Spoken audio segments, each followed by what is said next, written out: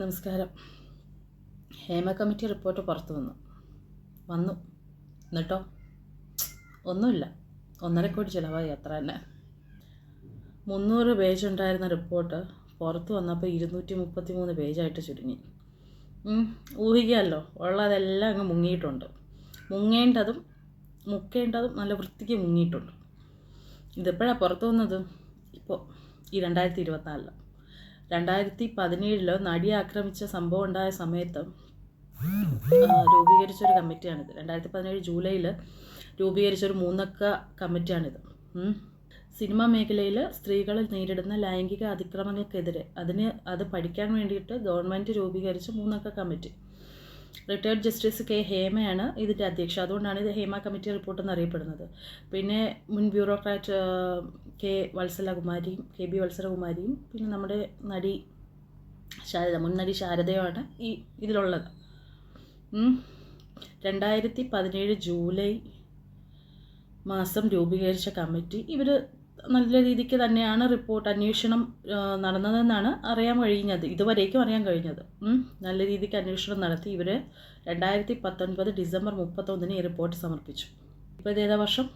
2024. ഇപ്പോഴാണ് ഇത് പുറത്തു വന്നത്.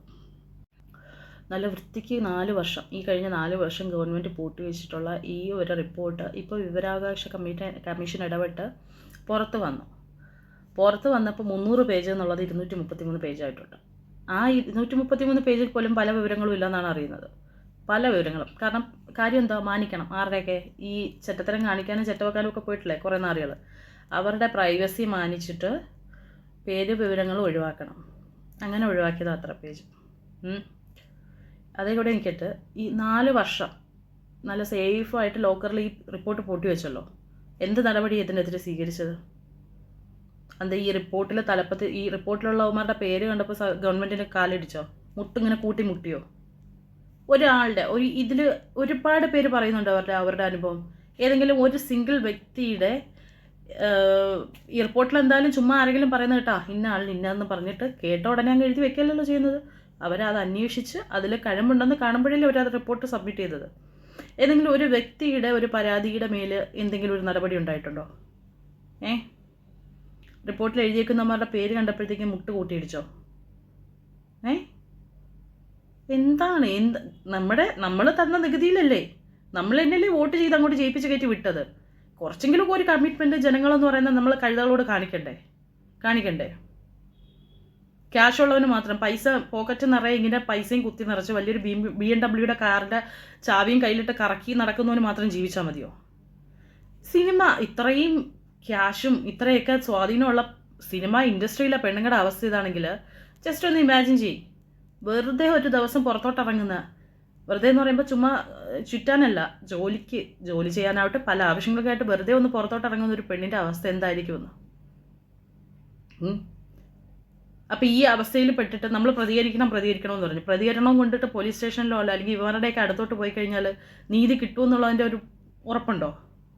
അത് ഇവർക്ക് നീതി കൊടുക്ക്, അത് കാണട്ടെ. ഇപ്പോൾ ഈ റിപ്പോർട്ട് പുറത്ത് വരാൻ റീസൺ വേറെ എന്തെങ്കിലും ഉള്ളൊരു മറയാണോ?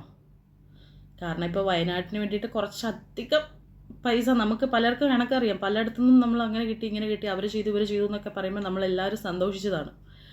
ഇത്രയും ഒരു എമൗണ്ട് ഫണ്ടിലോട്ട് മുഖ്യമന്ത്രിയുടെ ദുരിതാശ്വാസ നിധിയിലേക്ക് വന്നതിന് ശേഷം ഇപ്പോൾ ഈ ഒരു റിപ്പോർട്ട് വന്നത് എന്തിനെങ്കിലും ഉള്ളൊരു മറയാണോ? ന്യായമായ സംശയമാണ്. ഇനിയിപ്പം ആരും വന്നിട്ട് ഇങ്ങോട്ട് പൊങ്ങാലിടാൻ വരരുത്. ഞാൻ എൻ്റെ അഭിപ്രായവും എൻ്റെ സംശയങ്ങളുമാണ് ഇതിൽ പങ്കുവയ്ക്കുന്നത്. അതിനുള്ള അവകാശം എനിക്കുണ്ട്. ഞാനൊരു ഇന്ത്യൻ പൗരയാണ്. അപ്പം ആരുടെയും ഫാൻസും മറ്റവരുടെ ഒന്നും വാല് താങ്ങികളും ഇങ്ങോട്ട് വന്ന് പൊങ്കാലിടാൻ നിൽക്കരുത്. ഞാൻ എൻ്റെ ന്യായമായ സംശയമാണ് ചോദിക്കുന്നത്. ഇപ്പോൾ ഈ ഒരു സാഹചര്യത്തിൽ ഈ റിപ്പോർട്ട് പുറത്തു വന്നത് കണക്കുകൾ മുങ്ങാനാണോ എന്നുള്ളത് എൻ്റെ ന്യായമായ സംശയമാണ്. ഈ ഹേമ കമ്മിറ്റി റിപ്പോർട്ട് പുറത്ത് വന്നതും ഇത്രയൊക്കെ പ്രശ്നമായ സ്ഥിതിക്ക് ഇനിയിപ്പോൾ അതിലെന്തായാലും ഒരു നടപടി ഉണ്ടാവുമെന്ന് പ്രതീക്ഷിക്കുന്നു. നടപടി ഉണ്ടാവട്ടെ, നല്ലത്. ആ കൂട്ടത്തിൽ മറ്റേതങ്ങ് മുങ്ങിപ്പോയത്. കേട്ടോ, അത്രേ ഉദ്ദേശിച്ചുള്ളൂ.